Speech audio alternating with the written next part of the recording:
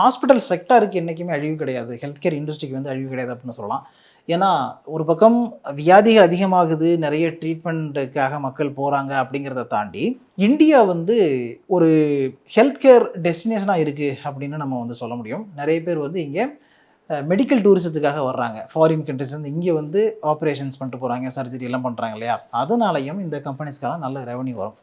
And also இன்னைக்கு வந்து நிறைய ஹெல்த் கேர் அவேர்னஸ் இருக்குது அப்படிங்கிறதுனால அடிக்கடி போயிட்டு செக்அப் பண்ணுறது அந்த மாதிரி விஷயங்கள்லாம் நடக்குதுல்ல. அதனாலயும் ஹெல்த் கேர் இண்டஸ்ட்ரி வந்து நல்லா பண்ணும்.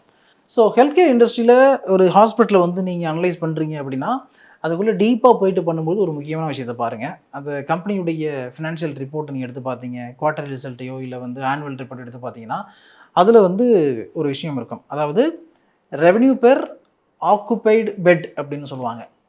அது வந்து முக்கியமான விஷயம். அதில் என்ன கான்செப்ட் ஒர்க் ஆகும் அப்படின்னா, எந்த ஹாஸ்பிட்டலில் வந்து அந்த பெட்டில் ஒருத்தர் தங்கி இருக்கிற நாட்கள் அதிகமாக இருக்கோ அந்த கம்பெனிக்கு அதிக ரெவன்யூ வராது. எந்த ஹாஸ்பிட்டலில் ஒரு பேஷண்ட் சீக்கிரமாக டிஸ்சார்ஜ் ஆகி போகிறாரோ அந்த ஹாஸ்பிட்டலுக்கு ரெவன்யூ நல்லாயிருக்கும். ஸோ ஏஆர்பிஓபி அப்படிங்கிறது தான் இது. அதை நீங்கள் வந்து கவனித்து பார்க்கணும்.